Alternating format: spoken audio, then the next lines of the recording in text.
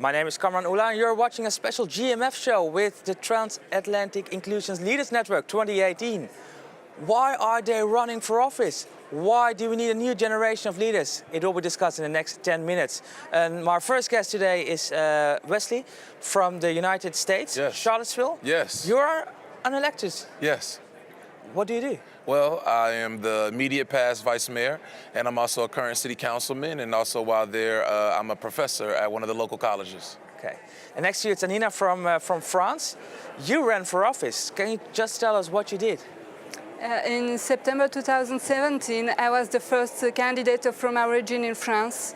It's an historical event because it never happened in 8 centuries of time Roma being in France.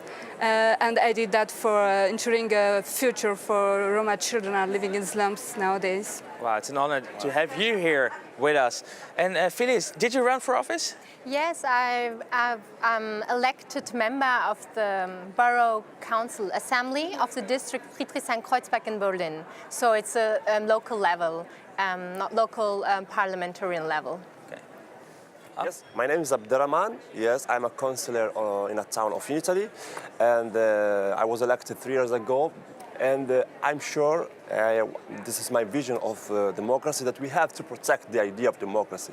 If we want to protect it, we have to participate. This is my point of view. The participation is the basic of democracy. But we have to protect it. Is it under fire? It's under fire.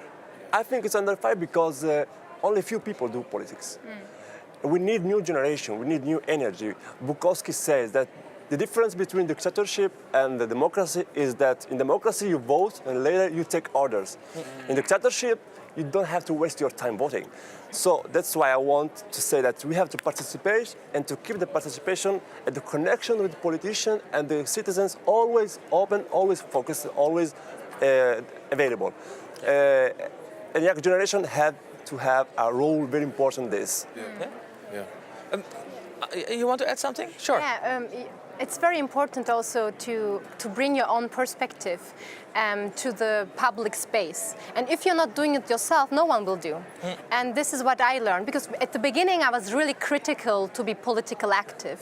I didn't like the atmosphere, the power competition within the political party. But then I told myself, okay, I have the responsibility, because I was born in a Turkish family and I'm the 3rd generation, and we are still an exception of people who have studied. So I have studied, I have the resources, I have the cultural capital, so I have to take the responsibility. But not taking part into like this power game in politics. Is this also something about our generation? So our generation don't like to have this power play, Anina?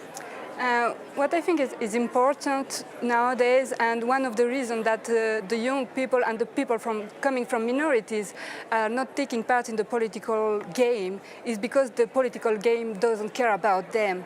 And we have really to think about that also, because we are people here all coming from minority backgrounds, and we are different, and that is our strength and our beauty. And we have to think how to change also the system, the political system, to look more like us than he is actually.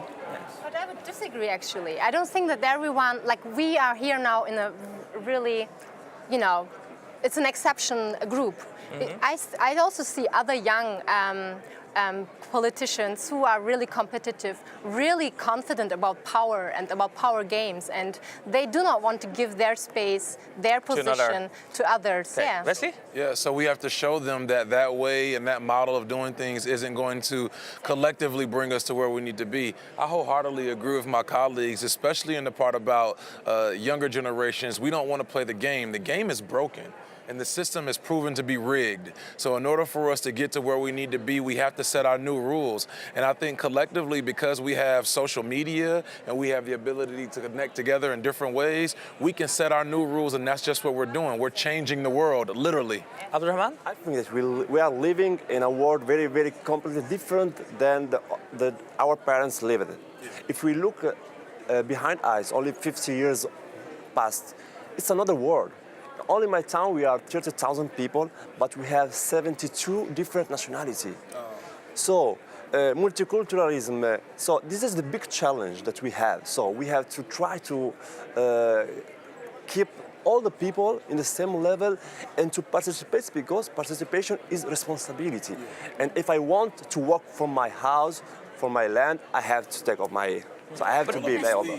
But how can you like go to young people and say, yeah, participate in this politics? Because if you look how it works, you know, if I would be young, I would say, oh, go away, come on. Well, there's a thing that we say oftentimes in America: show me a sermon, don't preach me a sermon. So I think it's better for people like us to actually show how we can be the change with our work, by showing that we work together, by showing that we love each other. Like, I just met a lot of these people this week, but I feel like we have lifelong friends now. And showing that we don't have to get into the rat race of fighting each other for power. There's more collective power. You know, as an individual finger, you can do some things, but as a mighty fist, we can defeat all of the hateful and all of the idiotic rhetoric that we see throughout the world. And I believe we're gonna do it. Yeah. Anina?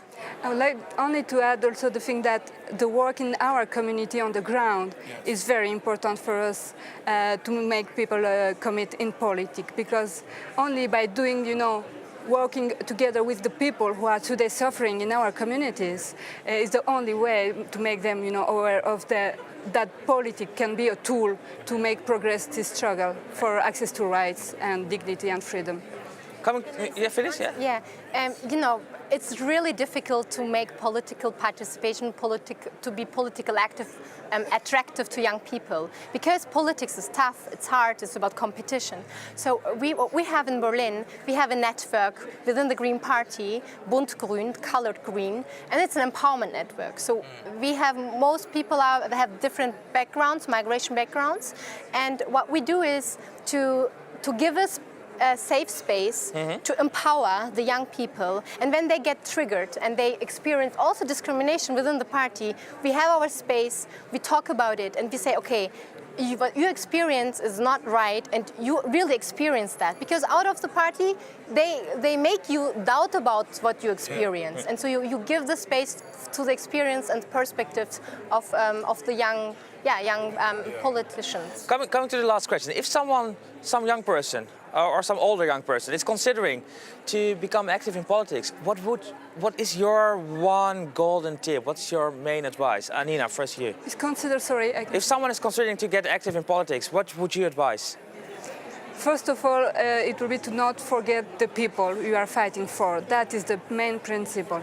If you want to become a leader, it means that you have a base, that you have people in your back, and you are fighting for them. You are not entering in politics only for yourself and for your own interest, because it's very dangerous and it's the worst way to do that. So don't forget the people. Abderrahmane? I think that we have a cultural problem on this. So the young people, they have to know that they have to be conscious of the power that they have. I can bring my example on my town.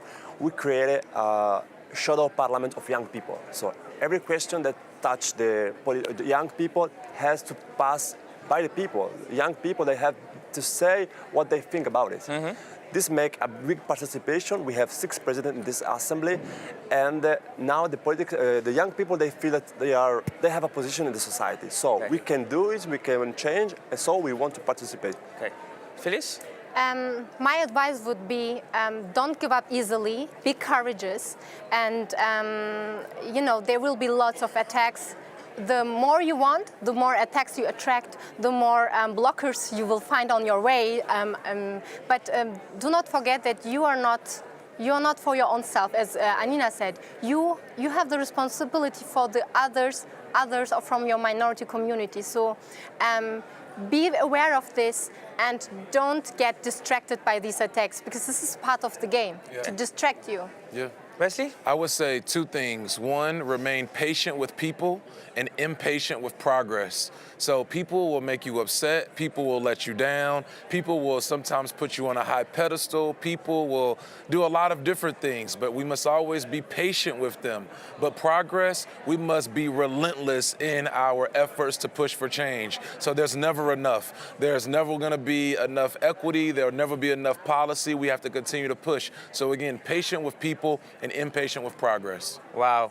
Thank you for this last word. Wesley, thank you, Anina, thank you, Abderrahmane, thank you, Filiz. And thank you for watching. And these are the new candidates for the future. The new generation is ready. There is hope. Thank you.